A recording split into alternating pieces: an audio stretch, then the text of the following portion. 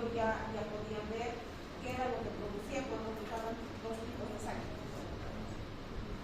Y esto a raíz de que en una mujer embarazada que dio a luz y el bebé se le murió, entonces decían, la señora no ha sido transfundida porque el bebé se ha muerto.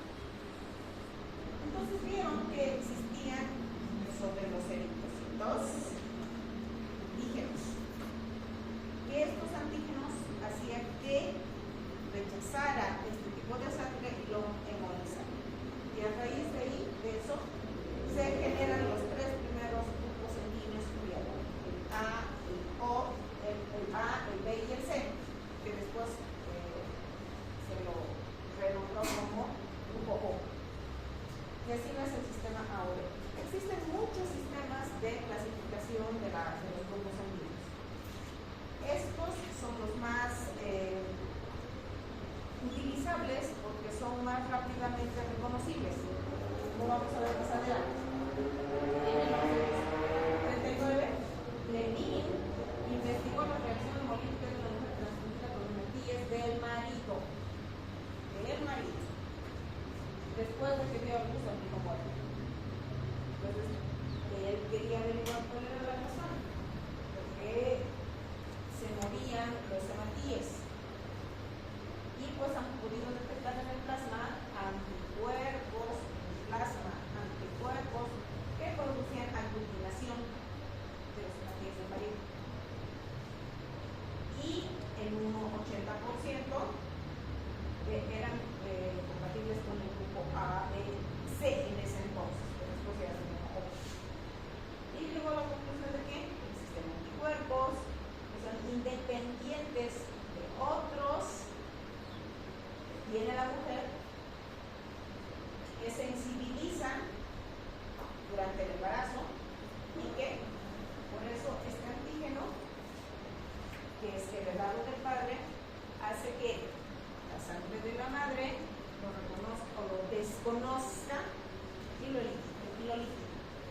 Entonces, el sistema más importante después del A, B, O, CDH es exactamente lo mismo. Es otro antígeno.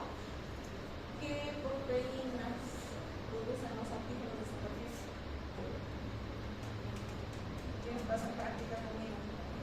¿Qué antígenos de superficie son los que generan los anticuerpos? Al revés, ¿qué proteínas generan antígenos de superficie?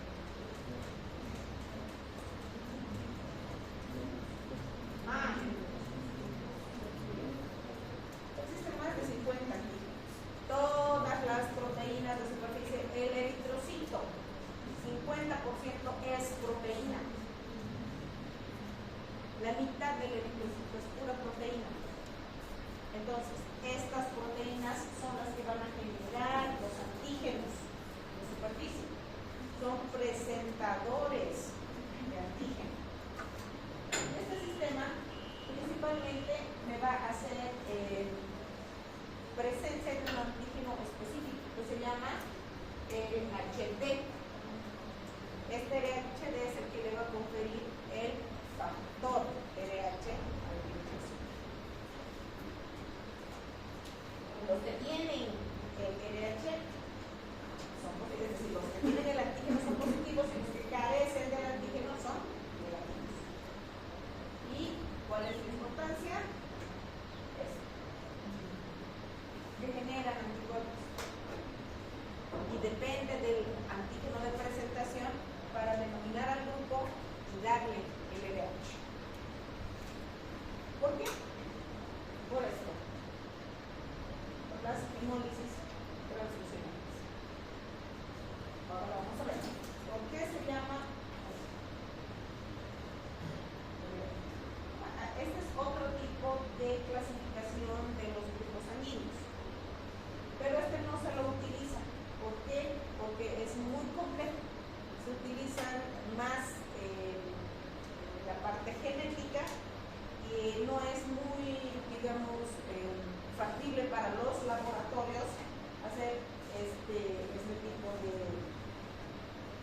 de discriminación de los grupos sanguíneos. Por eso se utiliza el ABO y el RH.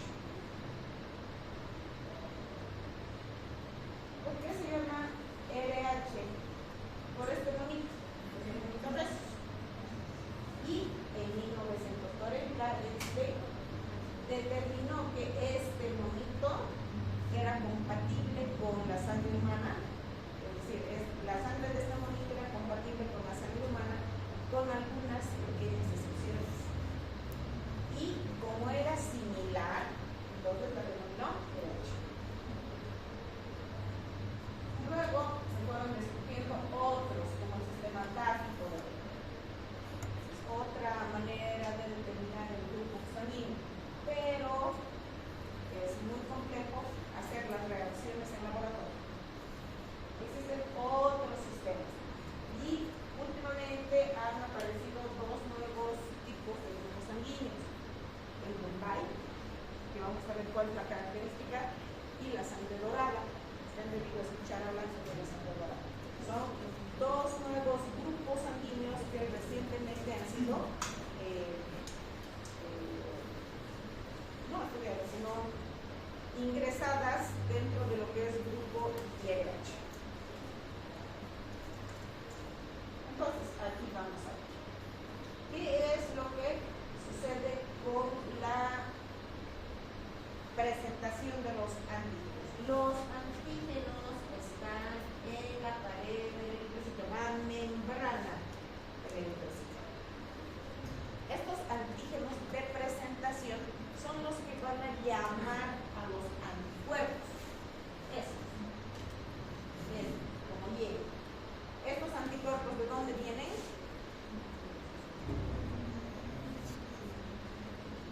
¿De dónde se forman los anticuerpos? ¿Dónde? En los linfocitos. Los linfocitos son los que van a generar los anticuerpos. Estos anticuerpos se van a unir a los antígenos de los linfocitos. Y cuando este anticuerpo no corresponde, no reconoce a ese antígeno, lo va a aglutinar, lo va a pegar unos con otros y les va a destruir. A eso se llama aglutinación. La interacción entre el anticuerpo y el antígeno que resulta del agrupamiento de los linfocitos. Los va a aglutinar. Eso es aglutinación.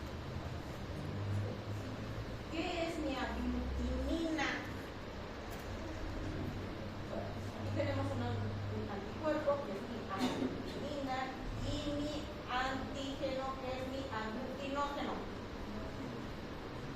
Tienen que comenzar a manejar esos dos términos, porque es un laboratorio, así se los va a reportar. Entonces, todos los anticuerpos producen aglutininas. Hay dos tipos. Una que lo hace de forma directa, cuando se une el receptor al anticuerpo, y otra indirecta que lo hace a través de una partícula soluble. Lo vamos a ver. Aquí tenemos de forma directa. Este es el anticuerpo y este es el eritrocito. El eritrocito que tiene en su membrana sus antígenos. Y se van a unir antígeno, anticuerpo, antígeno, anticuerpo. De forma indirecta, aquí está mi anticuerpo, aquí están mis antígenos, y lo van a hacer a través de otras partículas. Y esto a nosotros nos ayuda para que para determinar si mi paciente es CUMS positivo o CUMS negativo. Entonces, el antígeno aglutinado directamente por el anticuerpo. Anticuerpo, anticuerpo, anticuerpo. Y el indirecto a través de estas son partículas que son solubles y se unen a través de esas partículas.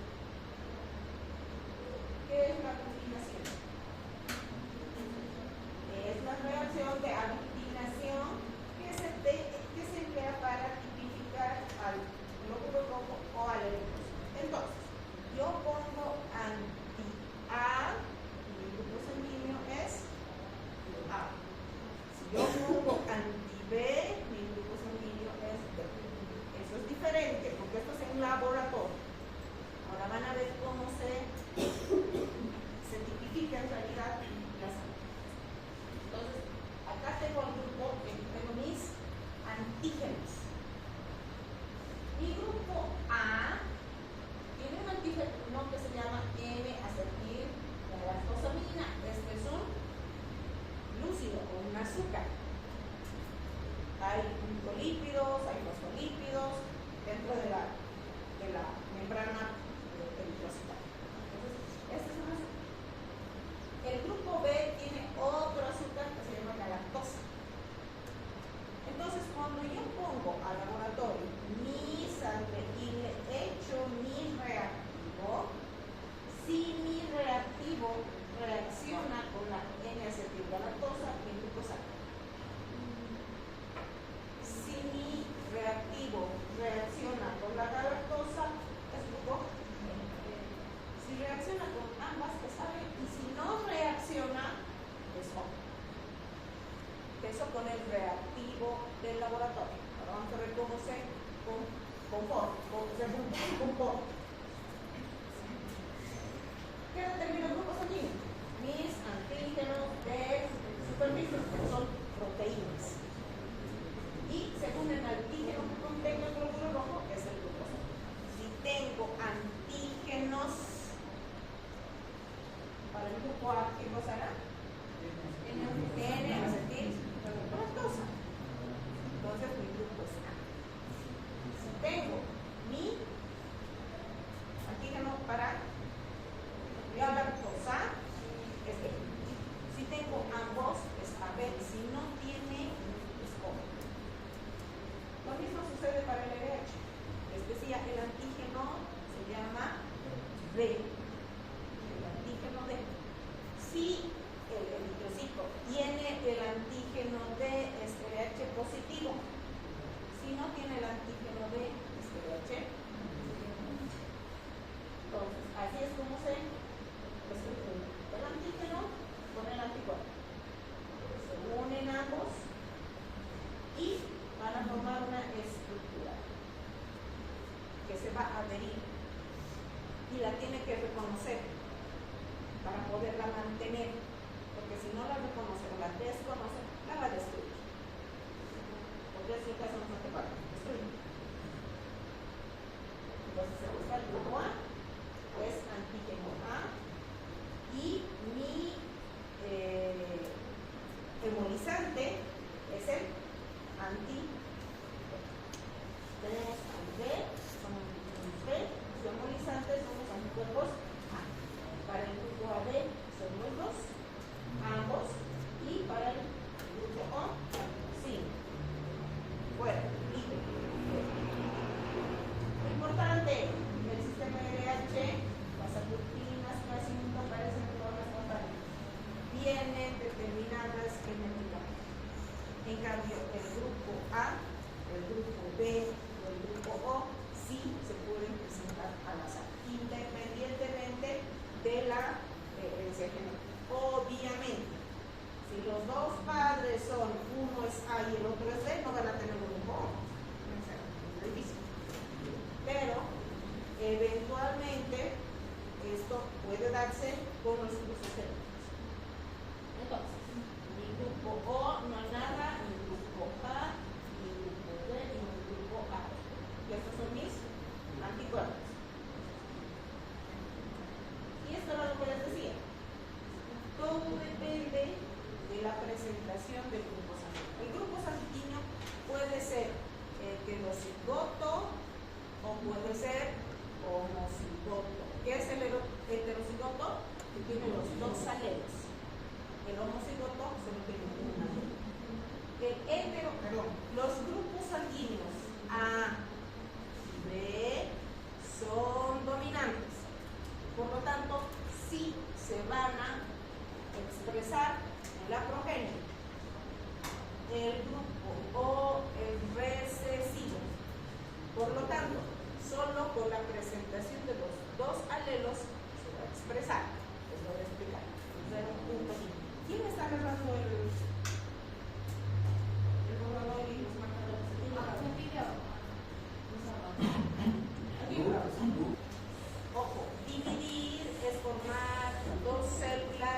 genéticamente idénticas. Eso es dividir. Diferenciar es convertirse en otra célula. Doctora, no se ve muy bien de acá.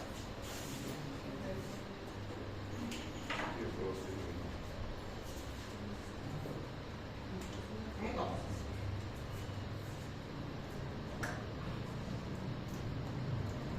ahí tenemos al cromosoma. Entonces, ustedes saben que ese cromosoma tiene que duplicarse exactamente igual. Y después, con la fecundación, tienen que unirse tienen que combinarse los genes. Entonces, este cromosoma es una doble cadena de ADN. Esta cadena, para dividirse, se parte y se copian sus codonios. Son la unión de tres bases nitrogenadas. A esto se llama codonio. Y su complementario es el anticodonio. ¿Sí? Cuando tenemos nosotros un gen, que nos va a determinar el grupo y otro gen que nos va a determinar el pH. Esto es de uno de los progenitores. Lo mismo sucede con el otro progenitor. ¿Sí? Entonces, cuando estos progenitores se unen, forman el cigoto, estos genes se combinan. El grupo A es dominante. El grupo B es dominante. El grupo O es recesivo. Al ser dominante puede presentarse en heterocigosia. ¿Qué es la heterocigosia? Que puede estar con un alelo dominante y un alelo recesivo, porque son dos genes.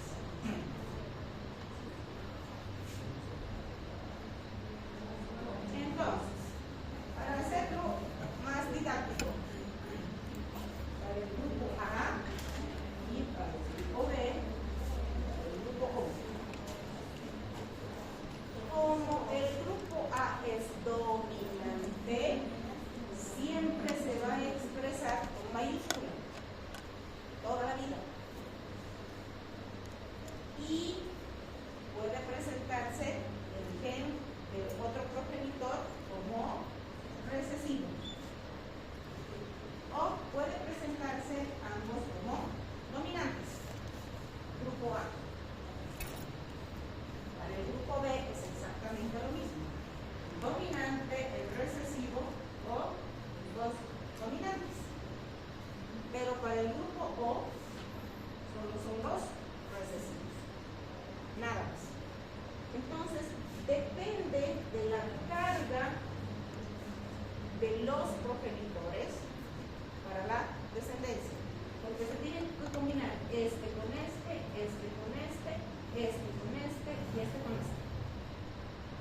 Entonces, dominante en homocigosis, esto se llama homocigosis. Y este es heterocigosis. Entonces, tiene el gen recesivo y el gen dominante. Como el A es dominante, el grupo va a ser A. Lo mismo sucede con el heterocigoto, que es más fácil para. En cambio, el grupo O solamente puede presentarse en homocigosis. Nada más. Ahora, si el grupo va a ser A, B, pues tienen que tener ambos alelos. Dominante, dominante. A ver. ¿Quedó claro? No. Porque los voy a hacer una interrogante del caballo del curso. Vamos de nuevo.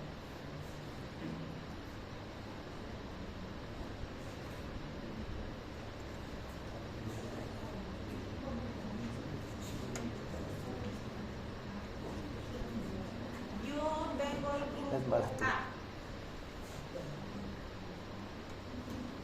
Mi grupo lo he heredado de mis progenitores.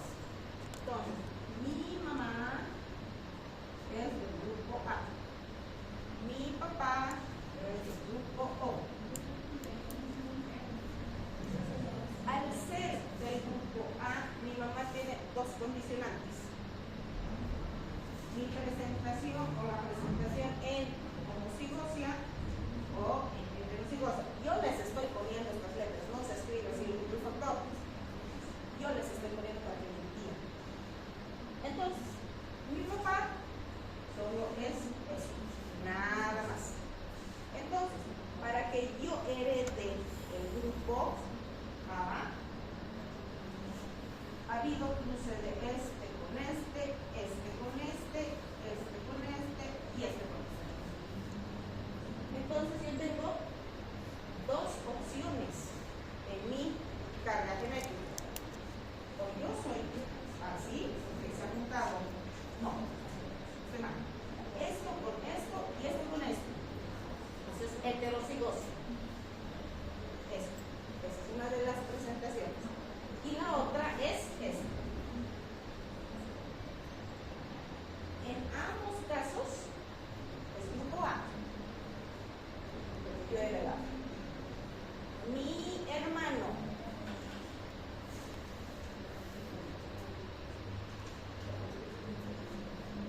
es también del grupo A. ¿Por qué?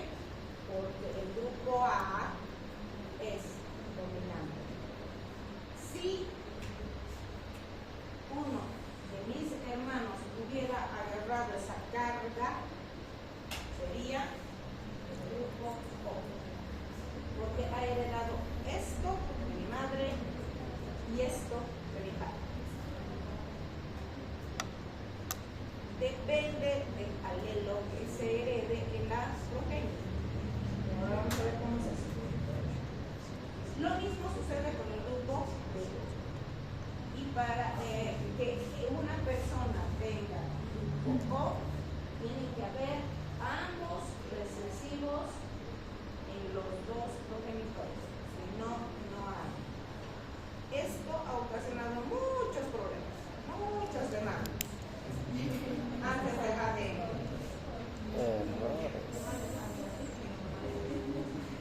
¿Por qué? Porque ¿cómo es posible de que si yo soy del grupo B, tengo hijos del grupo O? Entonces,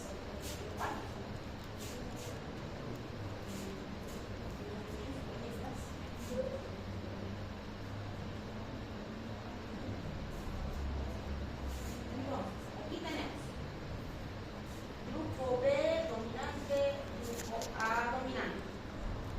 El 100% de la descendencia. Voy a venirte más aquí para que se me ponga el mundo. Entonces, el 100% de la descendencia puede ser 1, pueden ser 3, pueden ser 10 hijos. Estamos hablando de porcentaje. El 100% de los descendientes van a heredar uno de los alelos de cada progenitor. De acá va a salir este y de acá va a salir este y este. Y de acá y acá va a salir este. Entonces, ¿cómo tenemos nosotros que clasificar la sangre?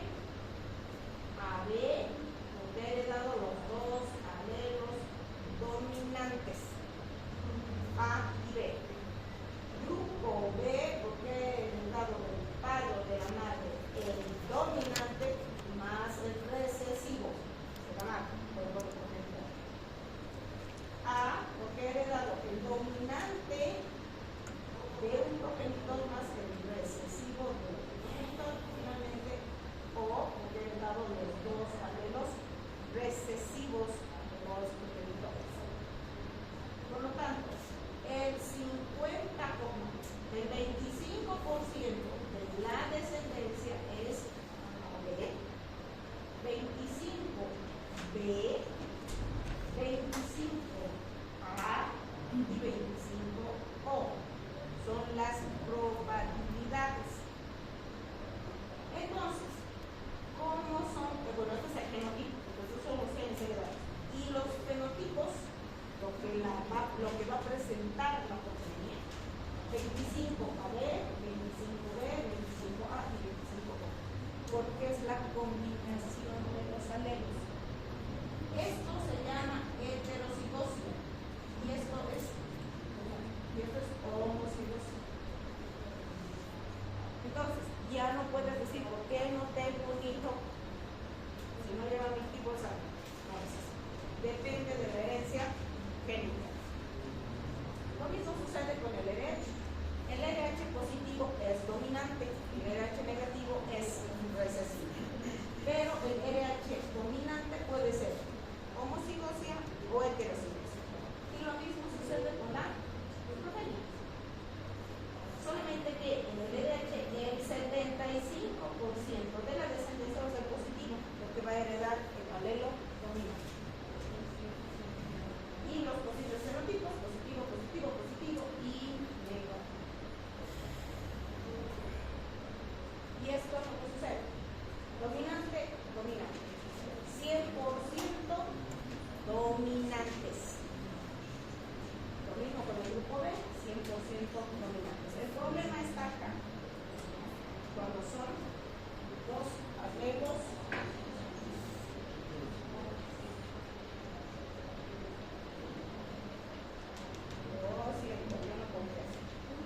entonces, ¿qué es lo que vamos a tener nosotros? La unión de estos dos va a dar a la unión de estos dos va a dar a B, la unión de estos dos va a dar a B y la unión de estos dos va a dar. Las probabilidades cambian. Todo depende de la carga de los progenitores. Y aquí todo tiene que ser cero. No hay donde perder. Si ambos son O, cero, es lo mismo. El 100% tiene que dar O. Porque si los dos son recesivos, no le pueden ayudar con las orejitas a nadie, ¿verdad? Si los dos progenitores son O, entonces tienen que ser O. No hay donde perderse. Entonces acá, dos dominantes o homocigotos con heterocigotos. 50-50. Lo mismo acá, dos heterocigotos con dos homocigotos con dos homocigotos. A ver, 100% a ver. No hay donde perderse. Entonces, esto van a ser a los del 100%, pero van a ser heterocigotos. Aquí, dos heterocigotos, un heterocigoto y un homocigoto, o el 50% va a ser O y el otro 50% va a ser el dominante, en este caso el neutral. Entonces, todo depende de la herencia génica, del genotipo que se produce en el tipo. Y el RH.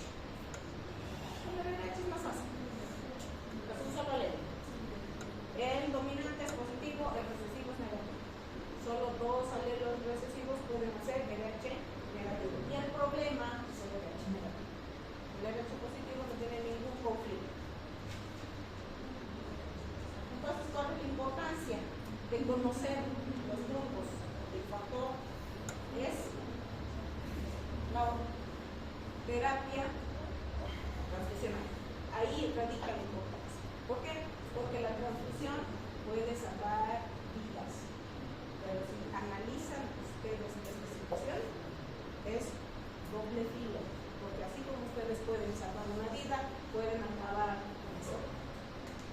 No importa la intención. Si ustedes quieren transferir, ustedes tienen que estar seguros de que su receptor va a recibir la misma sangre del donador. Si no, están transferiendo. Entonces, la hemoterapia garantiza el éxito de todas las transfusiones. Antes de toda transfusión, es necesario determinar el grupo y el RH, tanto del donador como del receptor. Donde también nosotros aplicamos en forma importante esto de los grupos y RH en la obstetricia por el RH. El problema es el RH en el pasado. Entonces, para diagnosticar enfermedad hemolítica del recién nacido y optándose por medidas preventivas y curativas. Si yo tengo RH negativo, mi cuerpo va a generar anticuerpos contra el RH del producto de mi bebé y me lo va a matar. Estos.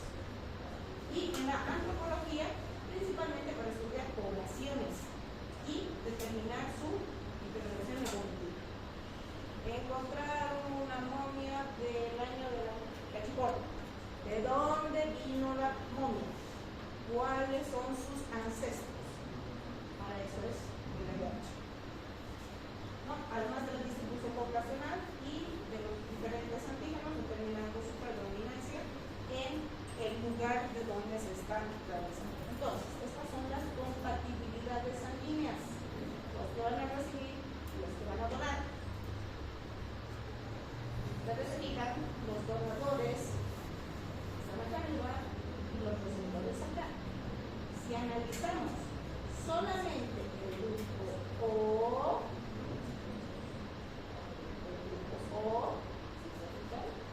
puede donar a todo el mundo, porque no va a tener antígenos de superficie, va a poder donar. En cambio, el grupo AB solo va a ser receptor. Puede recibir A, puede recibir B, puede recibir O. El donador, receptor universal. El grupo O es donador universal. El RH es otra cosa. El RH solo puede recibir el RH que les corresponde. Si es negativo, no hay donde perder, solo es negativo. Pero si es positivo y yo no tengo un RH positivo, puedo darle el RH negativo.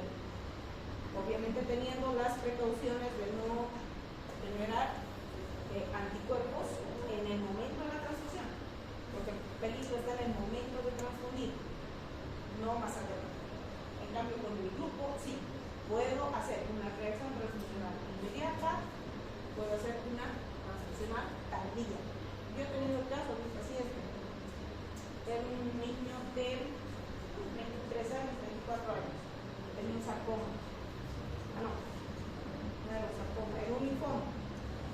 Este chico ha recibido sangre sin reacción transfusional, lo hemos estabilizado, hemos iniciado quimioterapia, ha terminado su tratamiento con quimioterapia y ha pasado controles trimestrales. A los 6 meses ha venido a su control, a su segundo control con hemólisis, con datos de hemólisis, ha venido con una púrpura, haciendo estudios, no había razón, pero él recibió transfusión casi un año antes. Él ha hecho una reacción transfusional tardía, incluso después de haber concluido su tratamiento oncológico. Entonces, sí se puede producir una reacción tardía. Y esa es la razón por la que hoy en día nosotros tenemos que tener mucho cuidado con la compatibilidad. Antes no se hacía compatibilización. Decía, a ver, traigan del grupo A, listo, por la fichanda del grupo A, traigan del grupo 8. No se tomaba en cuenta el RH. Ahora nosotros tenemos que hacer estudios mucho más finitos para ver si los tejidos son compatibles, porque este es solo un antígeno. El eritrocito tiene N cantidad de receptores de superficie que pueden generar reacciones, generar anticuerpos y producir hemólisis. Es importante para la eritroblastosis fetal, lo que yo les decía. Yo, mamá, tengo RH negativo, me caso con alguien que tiene RH positivo y las dos sangres se mezclan. ¿Qué pasa con mi cuerpo? No va a destruir el RH positivo, simplemente va a generar anticuerpos. Para que cuando mi producto tenga un RH distinto al mío, es decir, un RH positivo, genere esos anticuerpos y esos anticuerpos lo desconozcan y eliminen al producto. Y esto se ha hecho el estudio a raíz de mujeres que hacían aborto tras aborto. Y se llegó a la conclusión de que el RH negativo de la madre con el RH positivo del producto se generan anticuerpos y se destruyen los eritrocitos.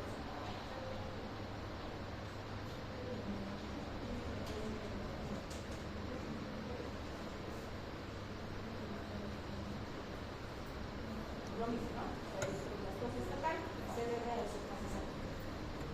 Las aglutininas van a generar aglutinógenos y me van a determinar a mí, lo van a desconocer, van a pensar que es un tejido, una noxa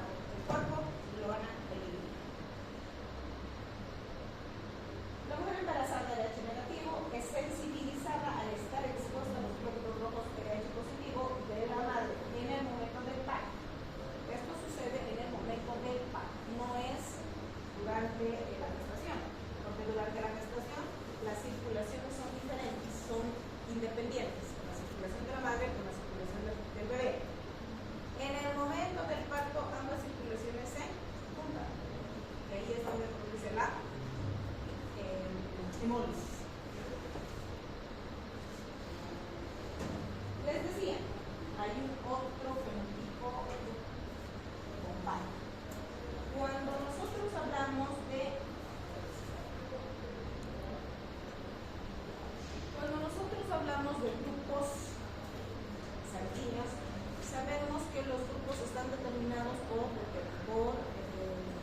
azúcares específicos.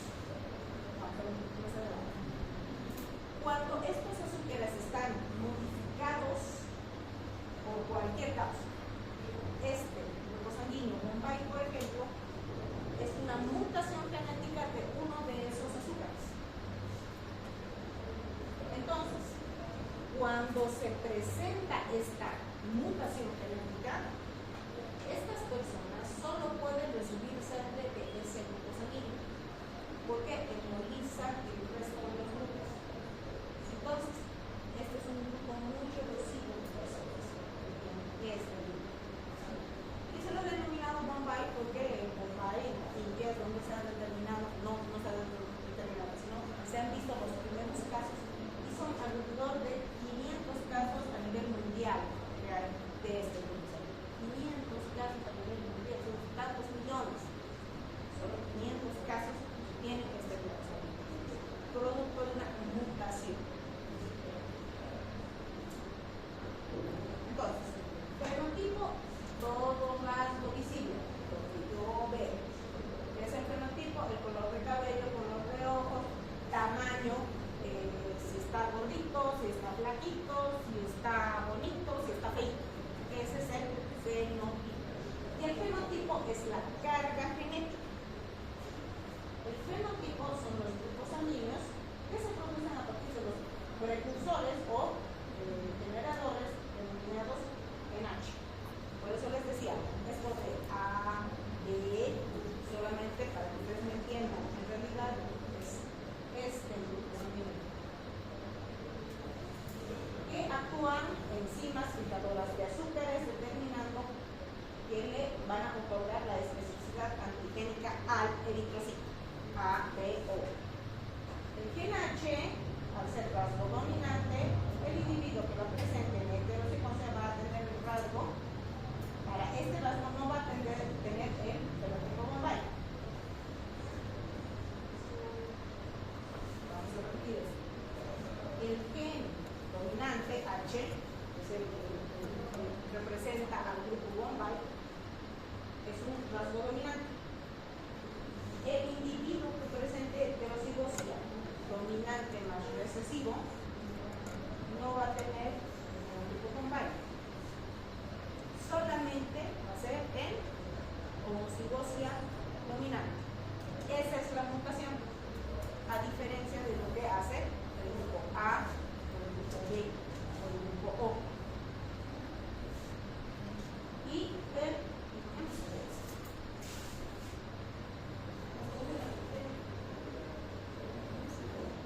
entonces, el individuo con homocigosia para el rasgo va a ser el que va a presentar el grupo Bombay.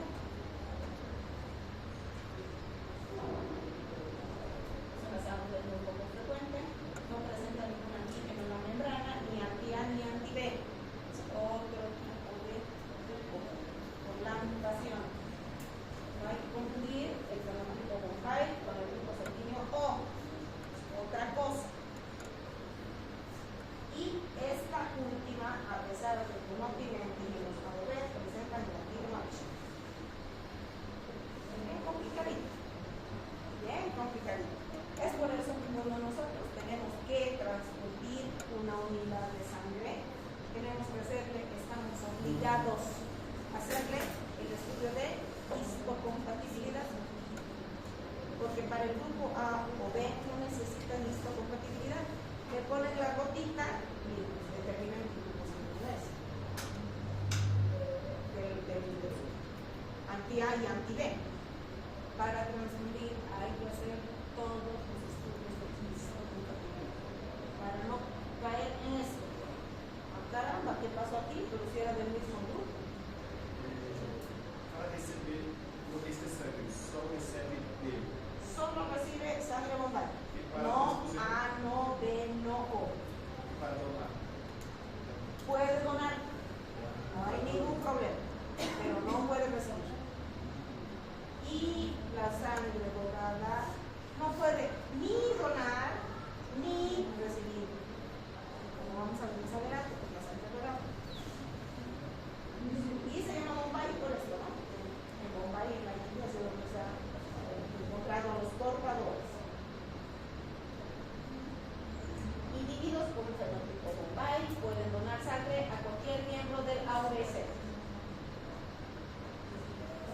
pero no pueden recibir de ningún miembro del sistema A, B, O. Solo los que tienen.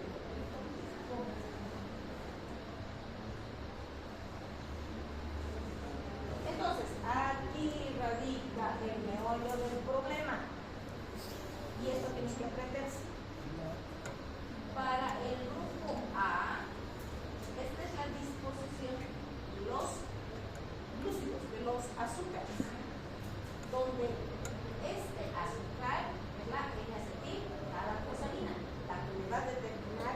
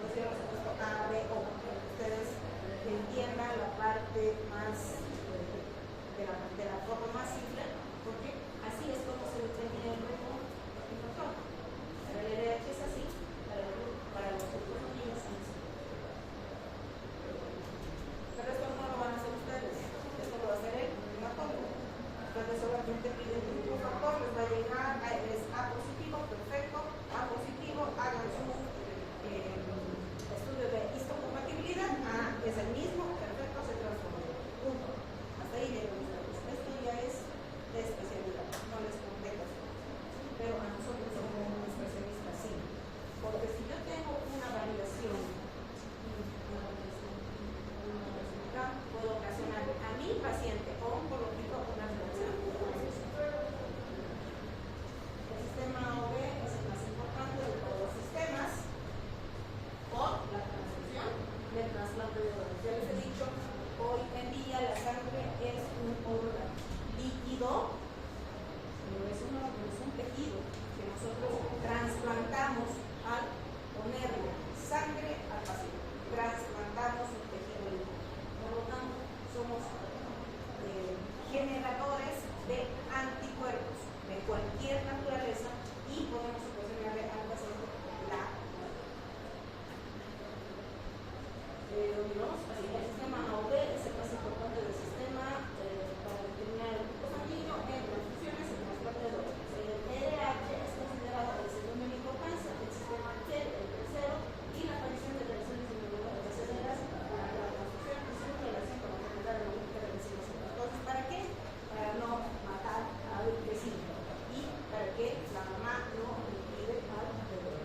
Si yo sé que soy RH negativo y sé que mi esposo es RH positivo, entonces yo tomaré las precauciones necesarias para evitar eliminar a mi producto. Para eso, primero, si es mi primer bebé, no pasa nada.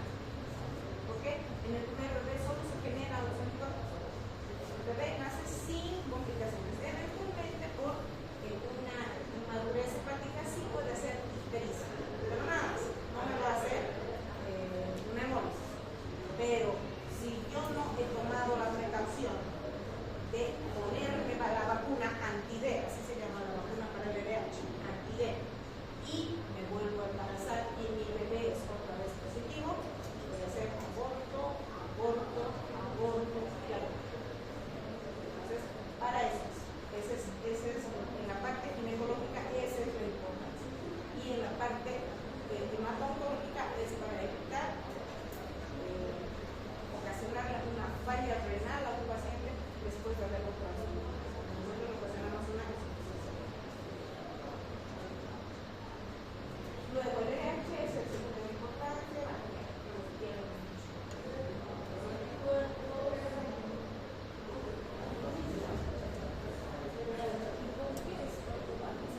Este es un ejemplo mucho más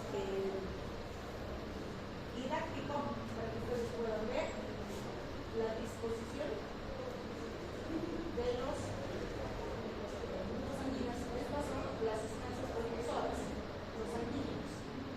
Ahí está azul, tiene acetilglucosamina, la lactosa, la acetilglucosamina, la lactosa.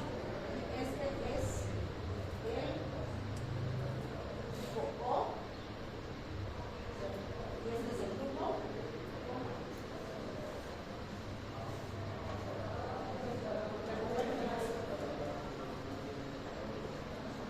Está más didáctico. Y aquí están los receptores de superficie, los que me van a generar los distintos grupos. Hay otros grupos como el Lemnistor, el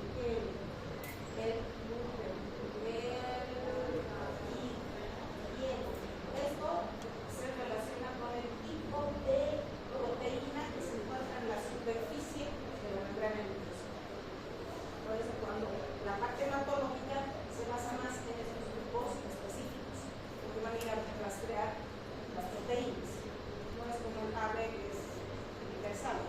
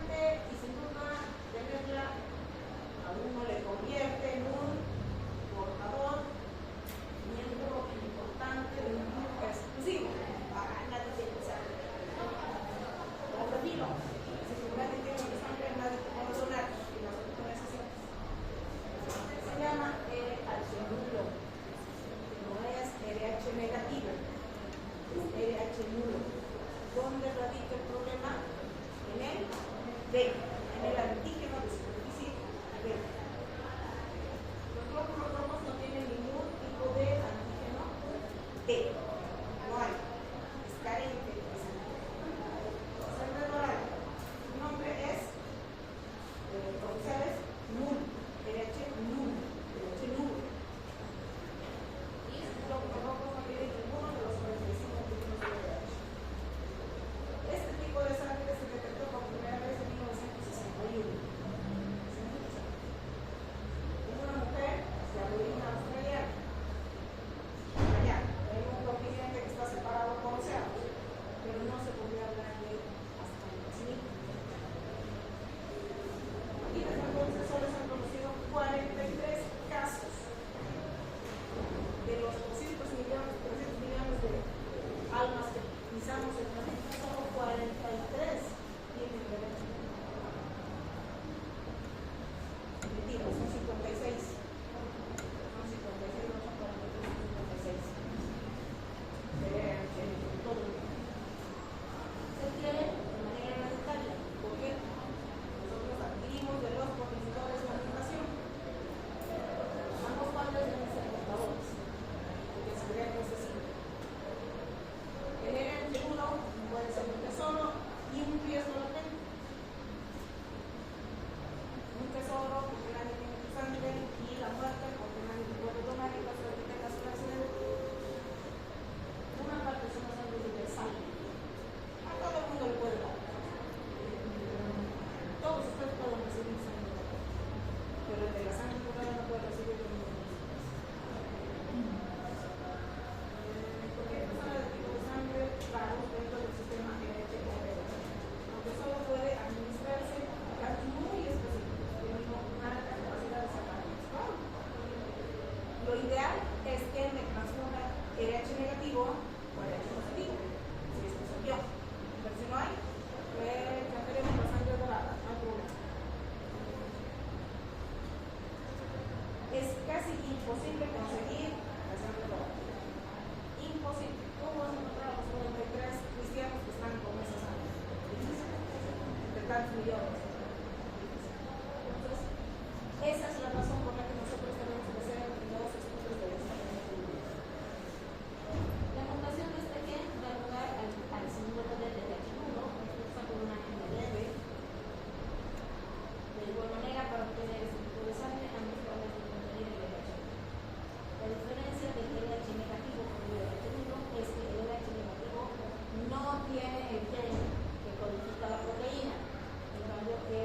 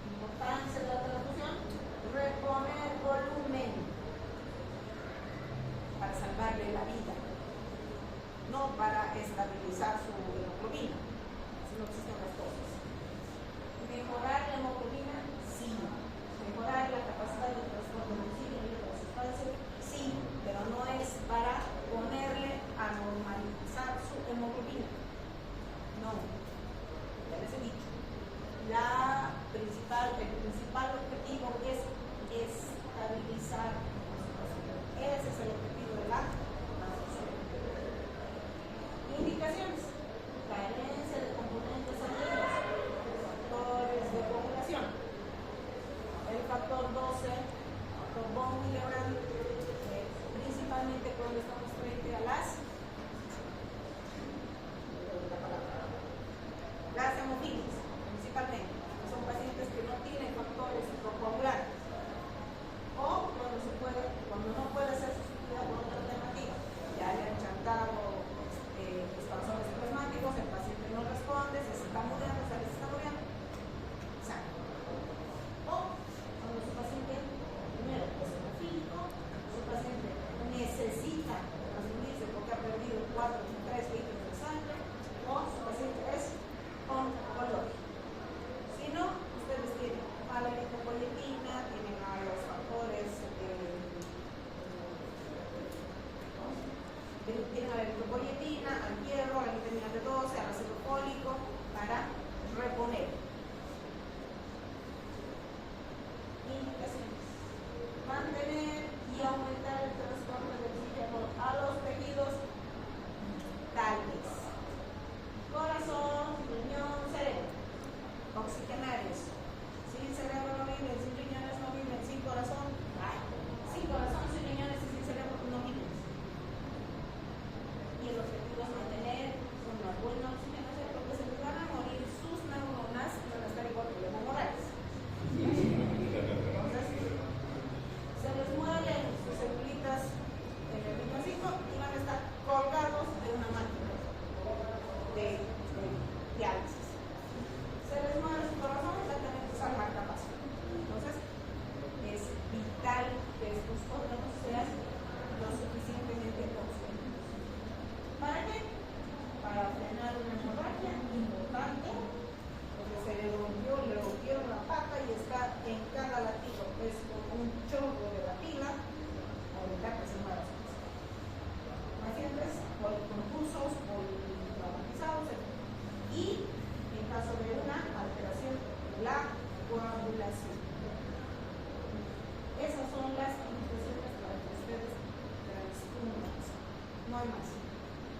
No porque tiene hemoglobina de 13, pero le van a sacar unos riñones o le van a sacar un pedazo del intestino, por si acaso la transfusión. No existe eso. Si su paciente tiene 7 de hemoglobina, pueden transfundir. Pero si su paciente tiene 10 de hemoglobina, ustedes hacen lo que sea, pero no me transfunden.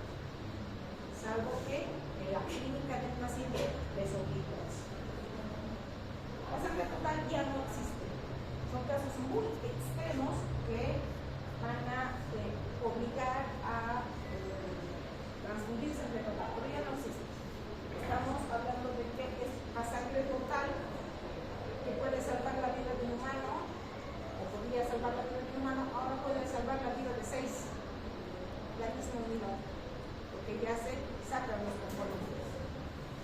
Única indicación: en los casos sanguíneos no tenemos rotura masiva, tenemos la digestiva alta, o ruptura de las venas esofágicas, o un paciente que ha tenido estallido de una de sus vísceras, o se haya desgarrado su aorta. No transfunde. Que tenga una inestabilidad hemodinámica y que exceda la tercera parte del volumen sanguíneo. Ha perdido 3 litros, póngale sangre. Uso racional de la sangre, sus componentes. Esto es protocolo. Aquí en la China y en la Cochinchina, todos nos ajustamos a los protocolos de transfusión. Solo después de una valoración profunda, riesgo-beneficio, de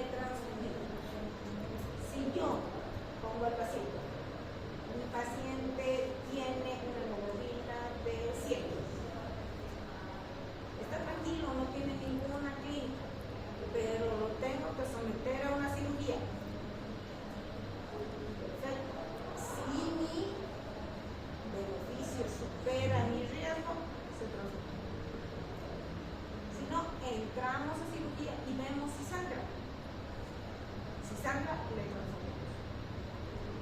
Pero si entra a la cirugía, no sangra mucho, hago técnicas que evitan que yo sangre o que haga sangrar a mi paciente y lo saco de la cirugía y todavía está estable hemodinámicamente, nunca se transfundió. Entonces hay que optar por lo que sea más adecuado para el paciente. Riesgo, beneficio. Cuando los beneficios superan los riesgos, evidentemente, y después de un estudio racional y específico de la patología a tratar. Mi paciente tiene 10 neumonías. ¿Y ahora qué hacemos? Encontramos una unidad de salud. Así no funcionan las cosas. Primero me van a determinar cuál es la causa de la anemia. Hierro, B12 ácido fólico, factor intrínseco, hemólisis. Primero me determinan cuál es la causa. Había sido ferropenia. Le dan hierro, solucionan al problema. Había sido por una insuficiencia renal. Le dan eritropoyetina, soluciona el problema. No sirve. El paciente está hemorizando, está con una trombocitopenia autoinmune. Lo transmitimos. No me perdés. Entonces, tienen que llegar a la causa de la patología y tratar eso. Si el paciente tiene una trombocitopenia autoinmune, ¿qué harán? Darán corticoides, evitarán la formación de anticuerpos y transfundirán. Y debe realizarse únicamente por indicación médica. Antes, cuando yo he hecho internado, cuando yo he hecho en la provincia, he ido a hacer a Aquile, que es una provincia que está cerca del Sucre. Y ahí éramos el director del hospital, los dos médicos que éramos yo y mi compañera, la odontóloga, la bioquímica y la enfermera. La enfermera transfundía. Decía, está pálido, transfúndale. Ya no existe eso. Ya no hay eso. Entonces, nosotros tenemos. ¿Se acabó mi tiempo?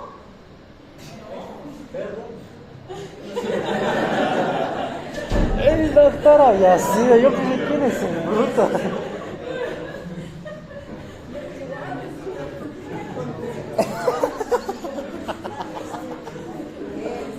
Yo pensé igual, dije, ¿quién fue la dinámica? Y el doctor había sido. Tiene plasma, blancos, plaquetas y rojos.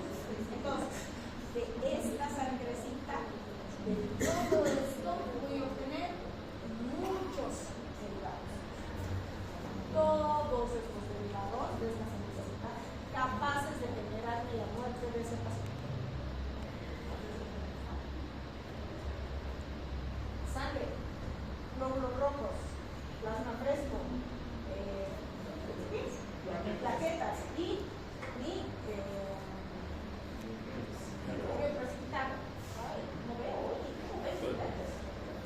Aquí tenemos la sangre total, que me va a separar en dos grandes grupos: los glóbulos rojos y mi plasma. De mi plasma se van a derivar mis plaquetas, mi plasma fresco y mi plasma de 24 horas. De mi plasma fresco, van a derivar el fluido precipitado, la albúmina, las proteínas y los factores de coagulación. Entonces, de una unidad voy a salvar 1, 2, 3, 4, 5, 6, 7, 8, 9 vidas en una unidad. Puedo tratar 9 pacientes, ya no es algo importante. Vamos a irnos a lo específico. Entonces, ¿qué tengo yo que hacer? Saber cuál es mi patología de base para saber cuál de todos estos voy a transfundir. ¿Cuál es el proceso de transfusión? Primero, una correcta indicación. Tiene 10 de hemoglobina, ¿qué me importa? Me tienen que determinar cuál es la causa de su anemia. Luego, tengo que ver de escoger lo que al paciente le corresponde. Tiene que transfundirse, perfecto. ¿Qué tiene? Tiene una anemia de 5, una hemoglobina de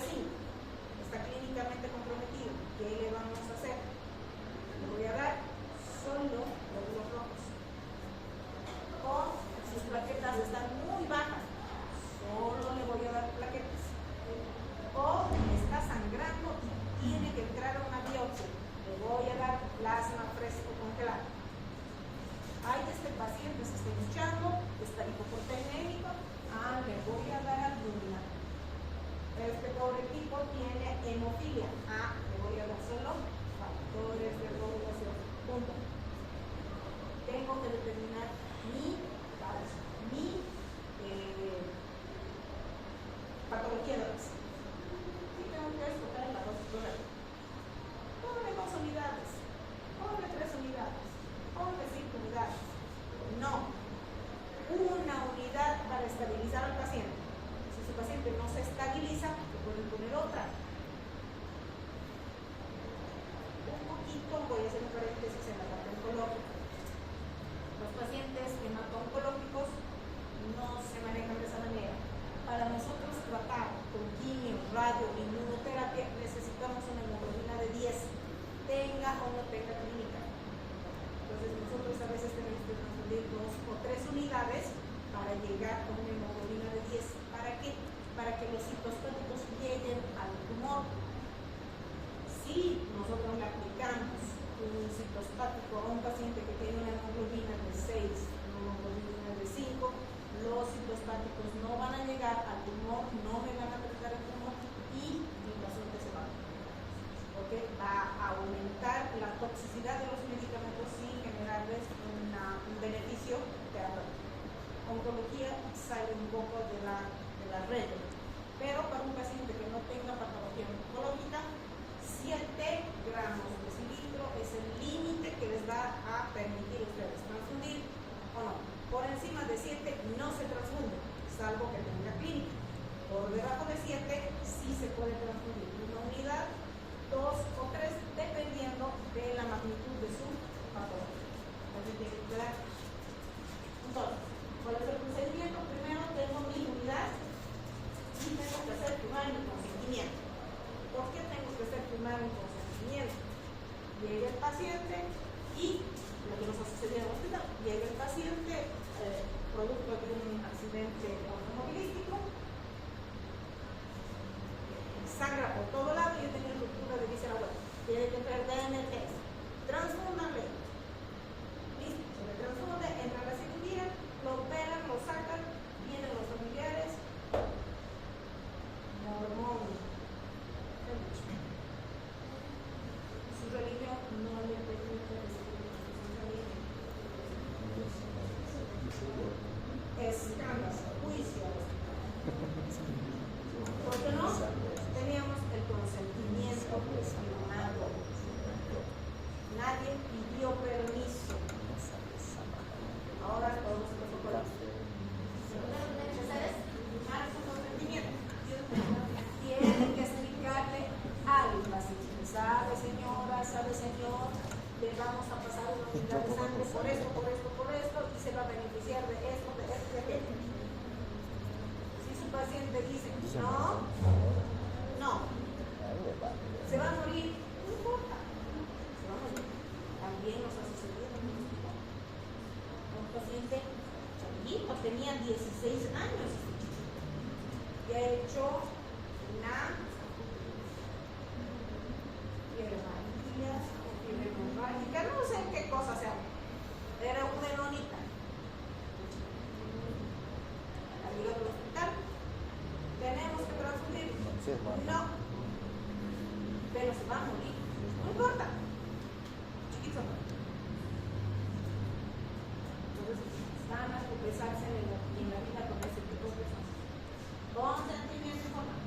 Luego, van a hacer la solicitud de la transfusión. 2 unidades, 5 unidades, 15 unidades. Rojos, plaquetas, plasma fresco, lo que ustedes necesitan. Fijándose qué es lo que ustedes necesitan para la transfusión. Luego, la toma de muestra para los estudios pre-transfusionales. No es grupo y factor, listo para enfrentar. Tienen que ser todos los estudios de histocompatibilidad. Finalmente, la administración del componente. Por consecuencia, van a identificar al receptor. Fulanito está en la cama 5. Vienen con la sangre, cama 5, ni los miran a los echar transfundir. Ahí sucede que al que tenían que transfundir lo llevaron a la cama 10. Ni le preguntaron quién era.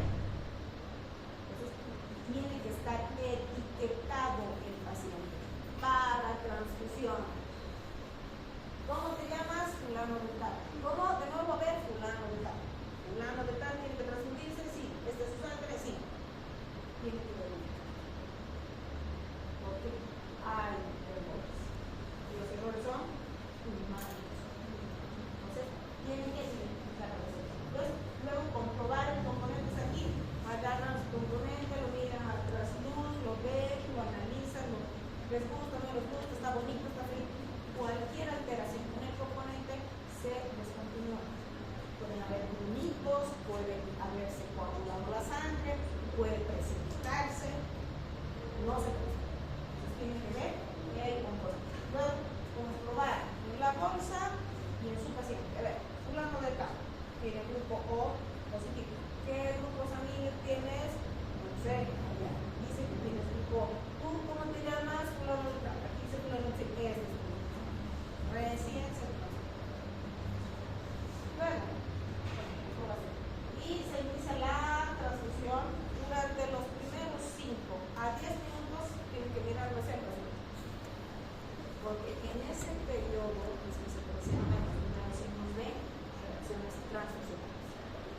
Fiebre, estados fríos, hace que se incómodo, les va a decir dolor de espalda, comienza a estirar, está sumamente ortopédico. En los primeros 15 minutos. Tienen que tomar signos vitales, temperatura, frecuencia cardíaca, frecuencia respiratoria, los 15 minutos.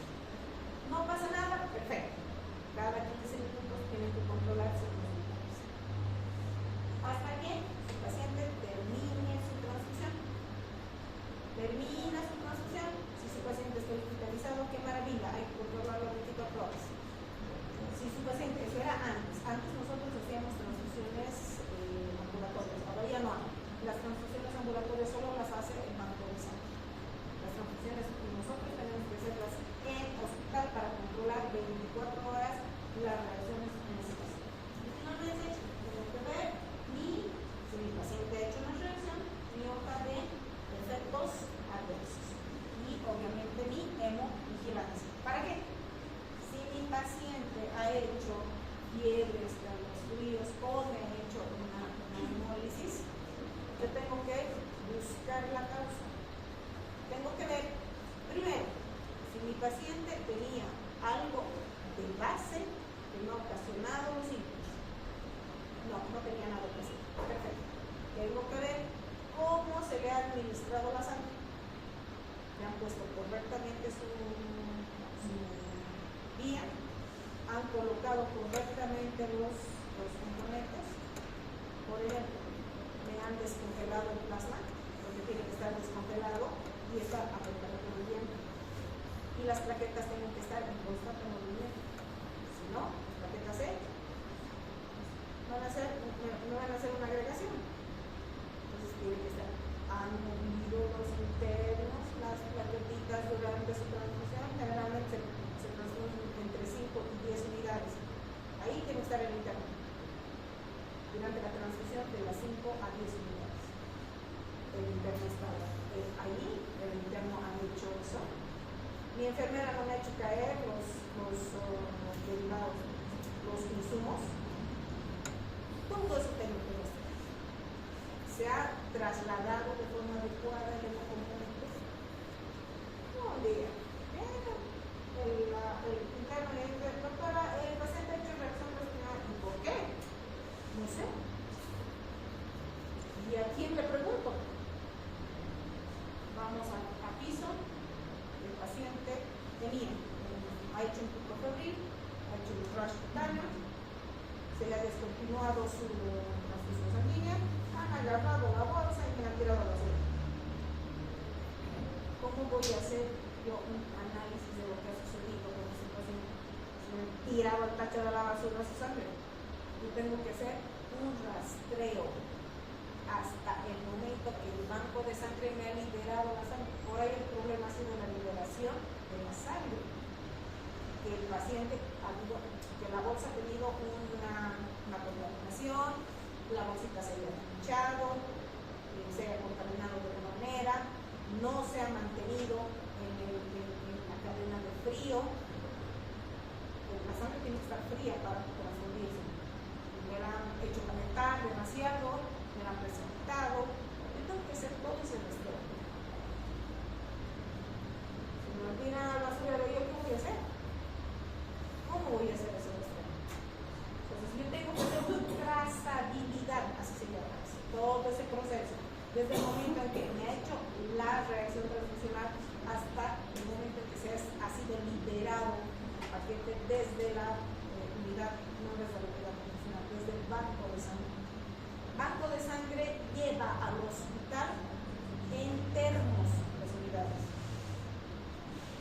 que estar entre 6 y 8 grados. 9 grados, la sangre se coagula. No me pasa de forma correcta desde el termo del banco de sangre a la unidad transfusional en el hospital, lo dejan ahí encima, la sangre se coagula. Y todo tiene que estar firmado, anotado con horas y con nombres. Desde la unidad de sangre hasta el paciente tiene que ir enfermo con cadena de frío. Si se ha alterado esa cadena de frío, la acción transfusional, la colocación de la guía es diferente a la guía convencional, que es de los sueros, tiene que ir en otra mano, solamente tiene que ir en una mano de transfusión sanguínea. No desde 2 días y me lo chanta. ¿Cómo voy a hacer trazabilidad? No tengo cómo hacer trazabilidad. Entonces, a todo está protocolizado y yo tengo que seguir los protocolos de forma rigurosa. Hasta hace unos 5 años, todo el mundo hacía lo que se le daba la pinche gana. Ahora no. Ahora ya todo está regulado. Tenemos glucogramas donde dice, a ver, ¿qué pasa con el paciente que tiene que ser transfundido? Tiene que tener estas características y si tiene que transfundirse, tiene que tener estas características. ¿Qué va a hacer la enfermera? Va a hacer esto, ¿qué va a hacer el médico? Va a hacer esto, ¿qué va a hacer el interno? Va a hacer esto. Hace reacción transfusional, se inicia su protocolo de reacción transfusional y se hace trazabilidad. Eso se llama hemodifilancia. Eso es lo que vamos a hacer. El fotograma para la secuencia médica de la transfusión sanguínea. Entonces, primero tengo que evaluar a mi paciente. ¿Ve? ¿Necesita? ¿No necesita? ¿Es urgente? ¿No es urgente? Y determinar. Si mi hemoglobina está por debajo de 7 miligramos de litro, está por debajo del 24%, tiene indicación de transfundir. Indicación, no significa que se va a transfundir. Pero si está por encima de 8, tengo que ver todas las medidas necesarias para yo reponer hierro, B12, ácido fólico, eritropoyetina, lo que tenga que reponer. Para que mi paciente no tenga riesgo de muerte. Si mi paciente es candidato, tengo que ver síntomas de hipoxemia y procesos cardiovasculares. Si mi paciente tiene taquicardia, angina, disnea, ondulación, etc., hay una saturación del sueño por debajo de 20, si es mayor de 65 años, tiene insuficiencia cardíaca previa, tiene todo el derecho del mundo, una insuficiencia renal, una neuropatía, una enfermedad cardiovascular, lo que sea, es candidato para transfundirse. Independientemente de su hemoglobina, puede tener 10 de hemoglobina, pero si tiene todo esto, el paciente se debe transfundir. Porque todo eso implica riesgo vital, cerebro, corazón, riñones.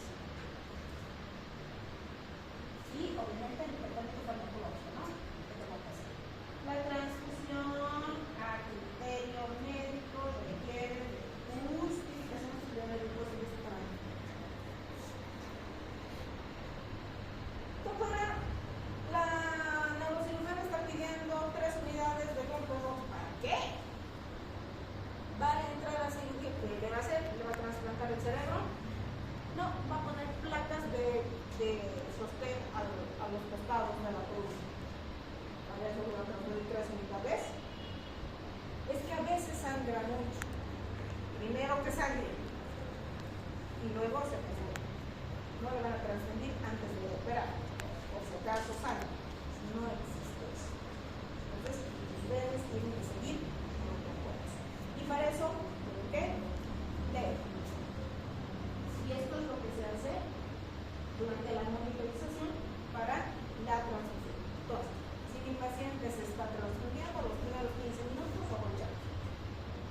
Mi paciente comienza con diaforesis, incomodidad, disnea, dolor lumbar, se para la transfusión, pero se mantiene la vía en el otro brazo. Se le da medicación, Por ejemplo, si solamente ha hecho una alza térmica, se le da paracetamol, se para la transfusión 15 a 20 minutos. Baja la temperatura, se lo vuelve a transfundir, vuelve a hacer pico febril, se corta la transfusión. No voy a esperar a que el paciente haga una insuficiencia renal para cortarle la transfusión. Entonces, en las primeras de cambio yo tengo que analizar la clínica del paciente. Entonces tengo que ver si él presenta alguna de estas, la conducta a seguir es la medicación, y si con la medicación el paciente no vuelve a presentar más ese síntoma, se sigue transfundiendo hasta finalizar. Si no, se corta, se hace la hoja de vigilancia y se hace trazabilidad.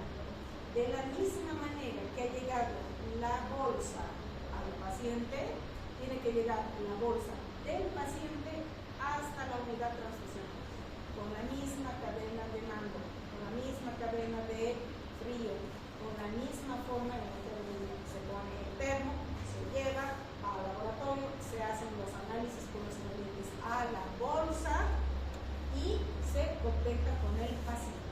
Porque al paciente hay que tomar la muestra de sangre, hay que tomar la muestra de orina. En la muestra de sangre yo voy a ver hemoglobinuria y en mis bilirrubinas, evidentemente, ¿por qué? Voy a hacer una hemólisis.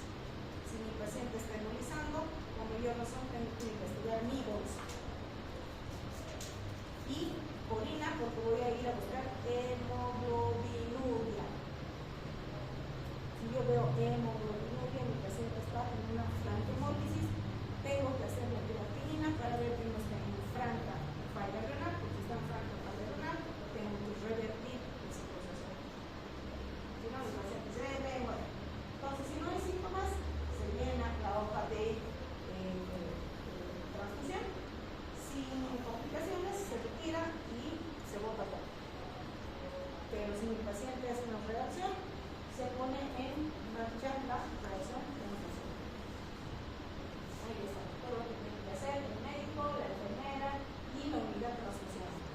Eso se llama hemovigilancia. Hay que llenar papeles, papeles, papeles, papeles. Pero todos esos papeles me van a hacer rastrear hasta el banco de sangre el problema. Y les voy a decir, esto es real, porque le ha sucedido a mi hermana. Mi hermana tenía una amiga, o tiene una amiga, cuyo papá tenía un grupo de sangre bastante complejo, grupo AB. Y encima era RH negativo. Y lo tenían que operar del corazón, y la amiga busca personas para donar. Y mi hermana dice, yo le voy a donar. No, ¿tú qué grupo eres? Mi hermana es B negativo. Entonces dice, yo le voy a donar. Tienes que ir al banco de sangre. Al fulano de tal, para ese caso. Mi hermana va y le dice, quiero donar para el fulano de tal. ¿Qué grupo sanguíneo es usted? Soy B negativo. Ah, qué interesante, le dice, está perfecto. La sientan, le ponen las pelotita para sus bonitas, le chantan el troca y comienza a salir la sangre. En un aparatito que se hace la sangre, lo pones como. Y él estaba ya, era casi más de la mitad de la bolsa. Y se da la vuelta, por curioso, no sé por qué, me ha dado la vuelta de la bolsa. Y en la bolsa decía B positivo. Y mi hermana le dice, no, a ver, venga a la el banco de sangre. Mi sangre no es B positivo, es B negativo. No, señora, ha salido, es B negativo. Vaya a fijarse. Le voy a ir a hacer la toma de muestra. A ver si lo negativo. Entonces, los errores comienzan por el banco de sangre. Y yo tengo que encontrar a ese personaje que se ha equivocado. Desde mi paciente. Entonces, trazabilidad hasta el banco de sangre. Por eso, tienen que tener mucho cuidado en esto de la transfusión sanguínea. Todavía no visto cómo resolver. Me hacen una hemólisis y se me mueren. Entonces, hay que hacer. Es importante. Los grupos de sangre. Y para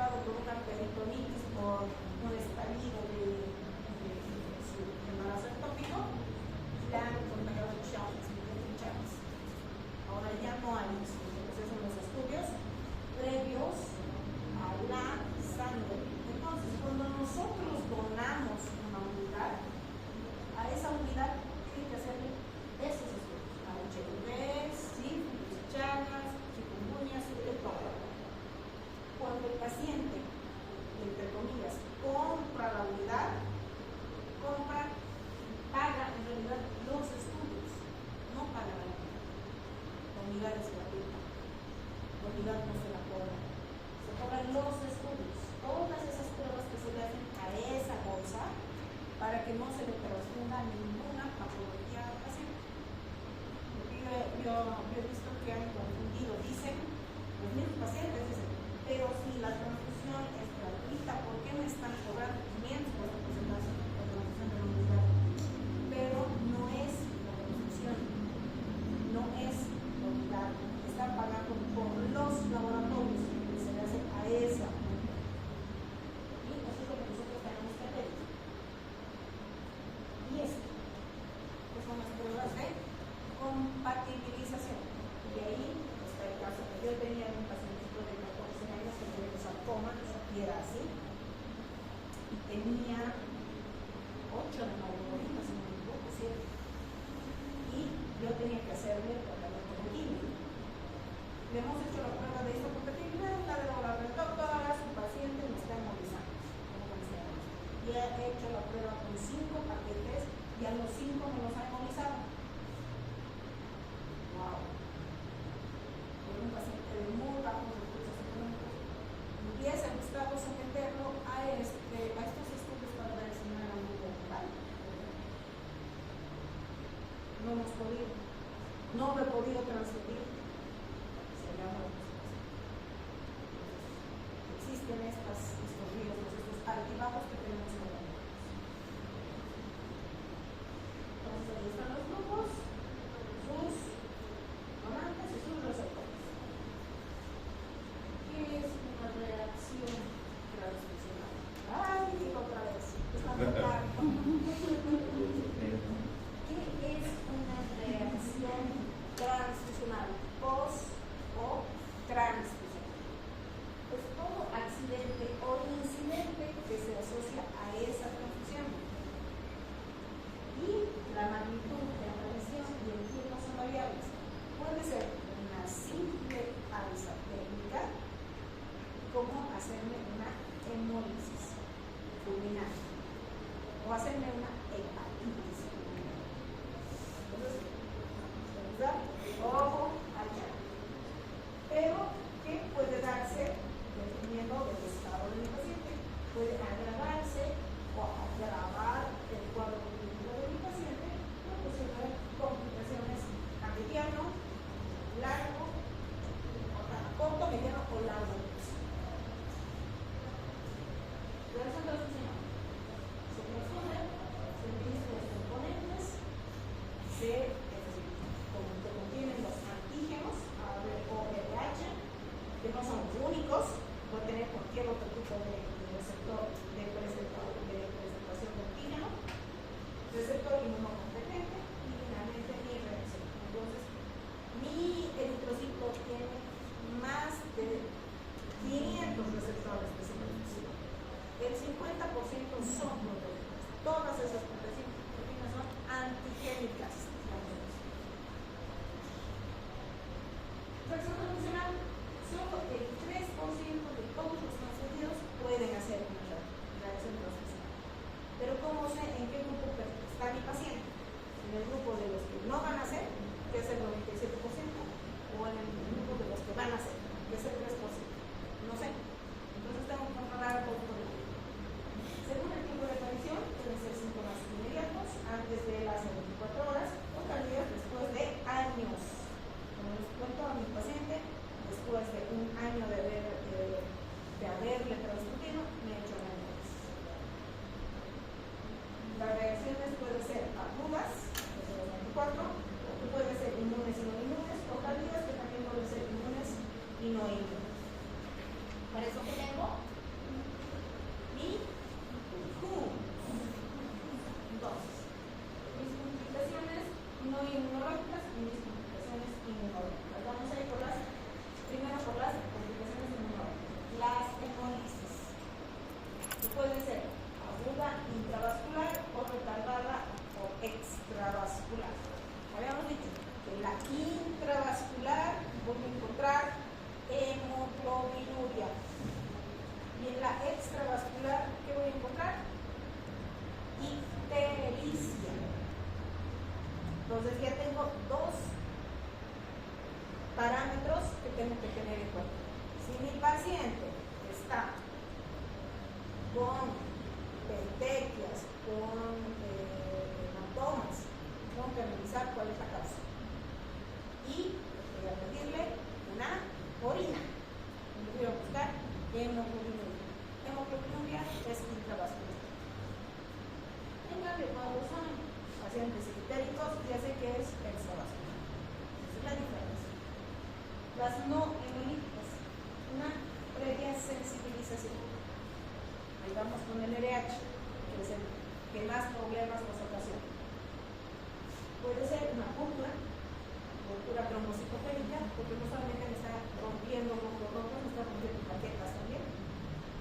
Enfermedad del intento contra el huésped, esto es muy raro, pero sí cuando se presenta es bastante severo. Y la inmunosupresión. ¿Por qué? Porque yo, para cortar este problema que es el intento contra el huésped, tengo que dar grandes cantidades de cortisol. Por lo tanto, voy a ocasionar inmunosupresión. En cambio, los no inmunológicos generalmente son infecciosos, bacterianos, fúngicos, virales. Por eso yo tengo que ver que mi paciente no tenga ninguna de estas enfermedades virales o que mi bolsita de sangre haya sido sometido a todos los estudios de y transfusión masiva. Esto generalmente se da en emergencias, en los pacientes politraumatizados, pacientes con quemaduras hasta del 60 o más % de la superficie corporal que sigan a necesitar transfusión sanguínea masiva. Reacciones inmunológicas celulares. Los leucocitos, ¿qué me van a ocasionar? Reacción florida. Un infiltrado en los pulmones, producto del proceso inflamatorio local.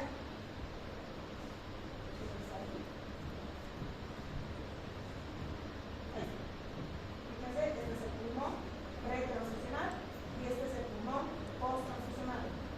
Proceso inflamatorio intersticial.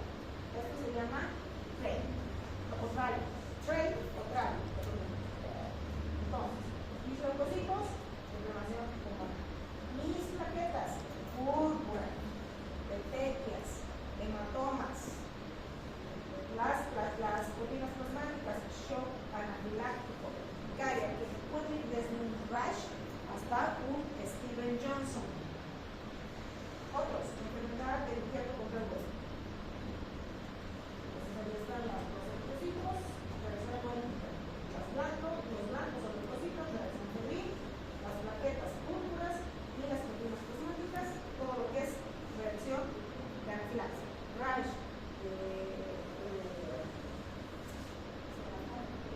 shock anafiláctico y Steven Johnson. E incluso puede llegar a producir síndrome de nefrólisis epidémica tóxica. Es una reacción alérgica idiosincrática de la piel que se transforma en una cosa como una quemadura, una capa negra de la piel, y la piel comienza a salirse como si estuviera como lo de las ampollas y deja expuesta la tejido subcutáneo. Eso es paciente de un proceso infeccioso, el paciente se muere. De ahí nadie lo sabe.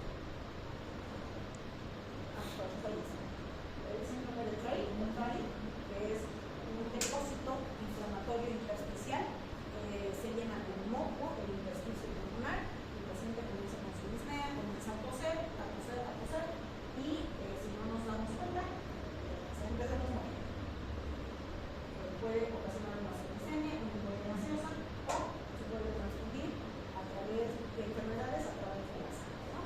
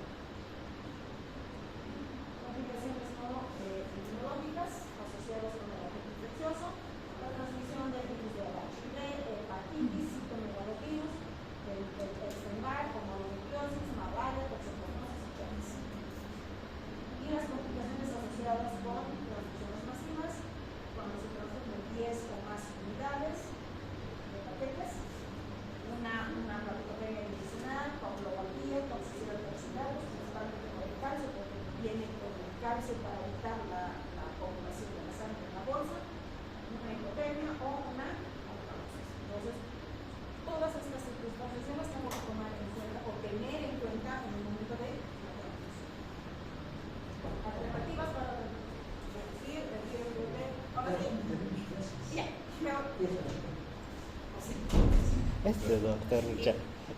Se lo Hasta aquí, mira. La siguiente clase va a ser más corta.